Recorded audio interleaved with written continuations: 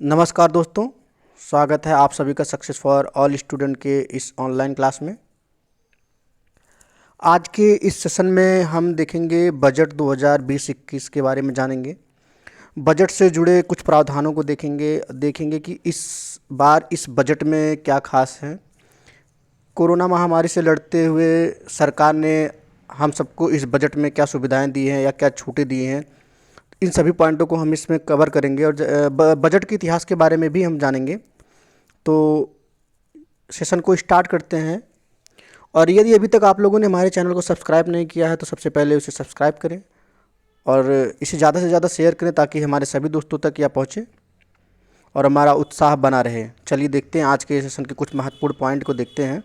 सबसे पहले और सबसे महत्वपूर्ण पॉइंट है कि इस बजट को जो है इस बार वित्त मंत्री जो हैं निर्मला सीतारमण जी ने सोमवार को देश का आम बजट पेश किया। और सबसे महत्वपूर्ण बात है कि यह भारत का पहला बजट है जो डिजिटल रूप से होगा।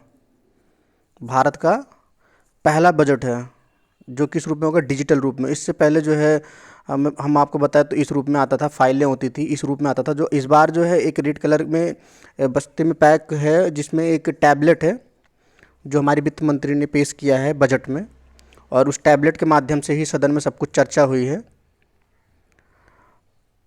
और अगर हम बजट की इतिहास की बात करें तो हमारे संविधान में बजट शब्द का प्रयोग तो हुआ नहीं है, वार्षिक वित्तीय विवरण के नाम से इसकी चर्चा की गई है। आर्टिकल जो है 112 में जो है वार्षिक वित्तीय विवरण के नाम से जो है इसकी चर्चा हुई है। और बजट की शुरुआत भारत में ब्रिटिश काल से मानी जाती है। भारत में जो बजट है इसकी शुरुआत जो है कब से मानी जाती है, ब्रिटिश काल से जो है मानी जाती है। ब्रिटिश काल में जो पहला बजट जो पेश हुआ था वो उस समय जो वित्त उसके सदस्य थे, वित्त सदस्य जो थे कौन थे, जेम्स विल्सन थे। जेम्स विल्सन ने जो है भारत में ब्रिटिशों की तरफ से 1860 ईस्वी में पहला बजट पेश किया था। और अगर हम आज़ाद भारत की बात करें तो आज़ाद भारत का पहला बजट हमें मिला था 26 नवंबर 1947 को। कौन पेश किया था उस समय, हमारे वित्त मंत्री कौन थे, आर के षणमुखम चेट्टी जी थे।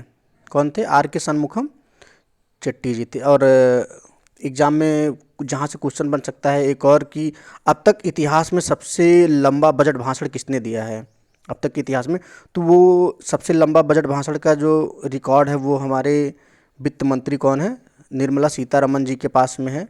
अब तक के इतिहास में सबसे लंबा बजट भाषण जो है इन्होंने ही दिया है।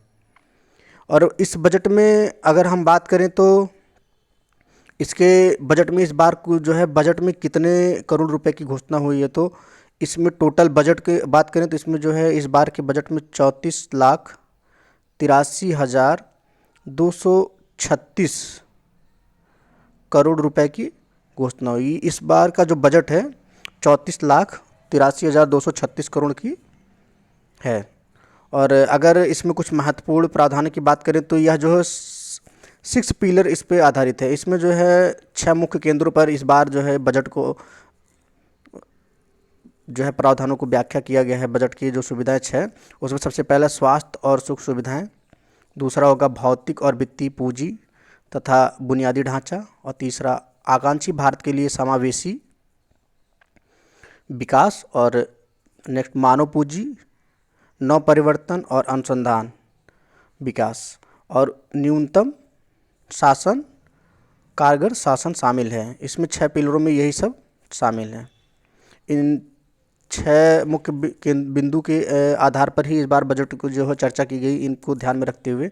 और देखते हैं कि इसमें जो है महत्वपूर्ण बड़ी बातें क्या हैं, इस बार के बजट में खास क्या है, उन सभी प्रावधानों को हम इस बार के बजट में जो खास हैं उन सब की बात करेंगे। तो सबसे पहला पॉइंट जो है हमारा है कि इस बार जो है स्वास्थ्य मद पर जो है 136% बढ़ गया, कितना, 137%, सॉरी 137% बढ़ाकर 2.23 लाख करोड़ रुपए खर्च किया जाएगा। इस बार जो है वित्तीय वर्ष में 2021 में कितना खर्च किया जाएगा, 137% बढ़ाकर लाख करोड़ रुपए खर्चा किया जाएगा। और अगर बात करें कि कोरोना वैक्सीन में अगले वित्त वर्ष के लिए 35,000 करोड़ रुपए का प्रावधान किया गया है इसमें। देखते हैं नेक्स्ट पॉइंट।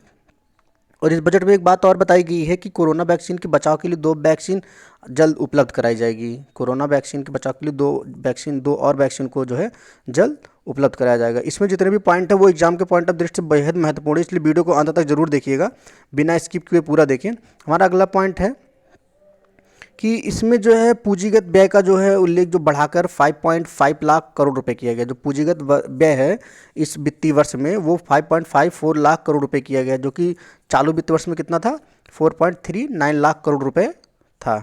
और अगर इस बार हम बात करें राजकोषीय घाटा की बात करते हैं तो 9.5% रहने का अनुमान लगाया गया है, जो कि पिछले वित्त वर्ष में क्या बोला गया था कि 3.5% से रहने का अनुमान लगाया गया था, जिससे तो बहुत ज़्यादा अधिक है। इस बार कितना 9.5% रहने का अनुमान लगाया गया है।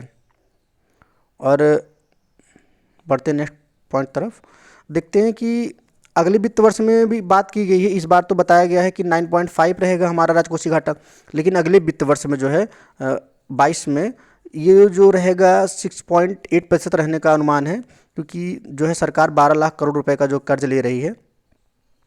और सरकार ने एक और बात बोली है कि 2025-26 तक वो अपने राजकोषीय घाटे को 5.4% से नीचे लाने के लिए प्रतिबद्धता जाहिर करेगी। और सरकार ने बोला है कि जो है हम अपना जो राजकोषीय घाटा है उसे 2025-26 तक 4.5 तक लाएंगे।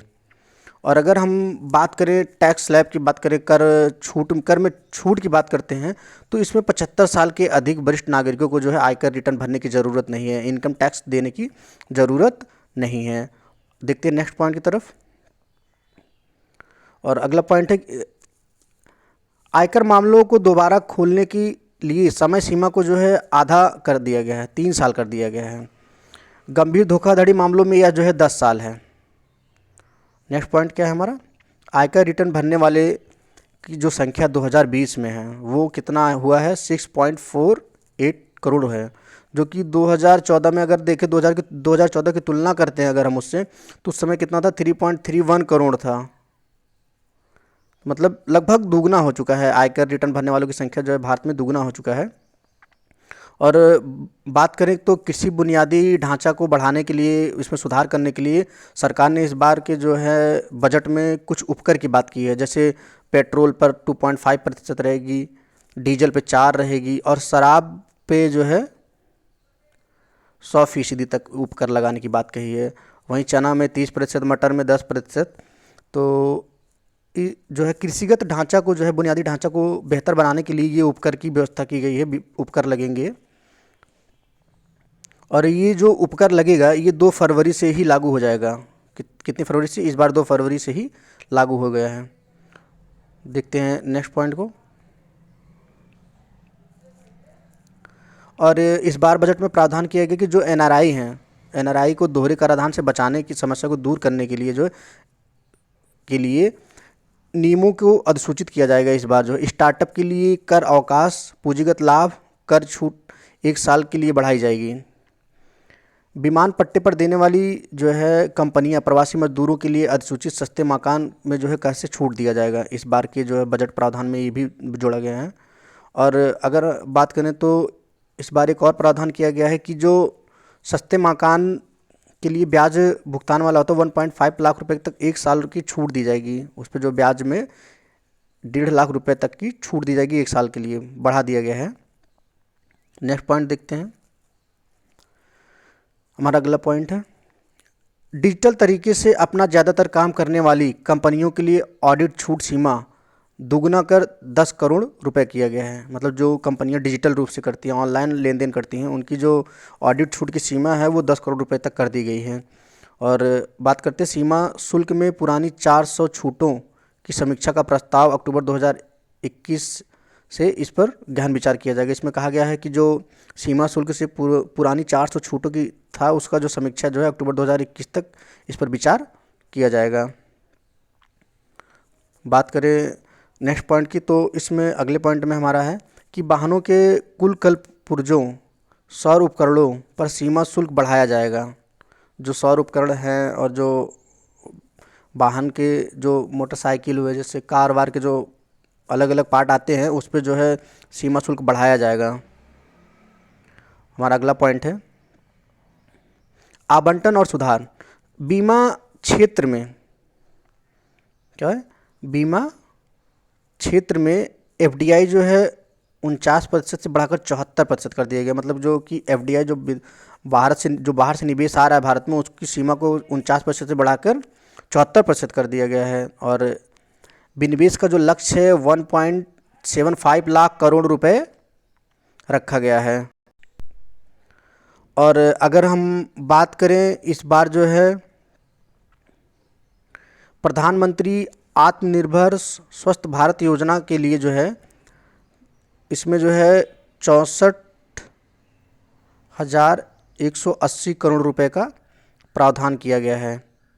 यह जो है आगे आने वाली जो महामारी जैसी समस्याओं से निपटने के लिए है। और इसमें जो है मिशन पोषण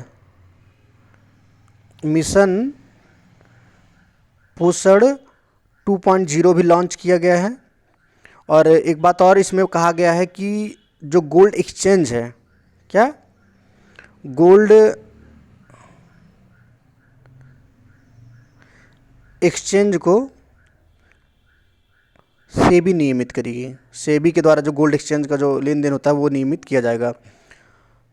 और हमारा लास्ट पॉइंट है जिन कंपनियों का विनिवेश किया गया है, जिन कंपनियों का विनिवेश किया जाएगा, ये जो विनिवेश वाला प्रावधान हुआ है कि वो क्या है, बीपीसीएल है, आईडीबीआई बैंक है, सार्वजनिक क्षेत्र हैं, 2 और बैंक तथा एक बीमा कंपनी भी शामिल हैं। अगले वित्त वर्ष में सार्वजनिक क्षेत्र के बैंकों में 20,000 करोड़ रुपए पूंजी डाली जाएगी। बजट में 64,180 करोड़ रुपए क्या है, आत्मनिर्भर स्वस्थ भारत योजना के तहत जो है प्रधानमंत्री, जो बताया मैंने अभी, प्रधानमंत्री आत्मनिर्भर स्वस्थ भारत योजना है, उसके तहत कितना बोला था, 64,180 करोड़ रुपए का जो है इसमें घोषणा किया गया है। तो अंत तक देखने के लिए आप सभी का धन्यवाद। और यदि अभी तक आपने हमारी वीडियो को लाइक नहीं किया है तो लाइक करें और ज़्यादा से ज़्यादा शेयर और सब्सक्राइब करें। जय हिंद।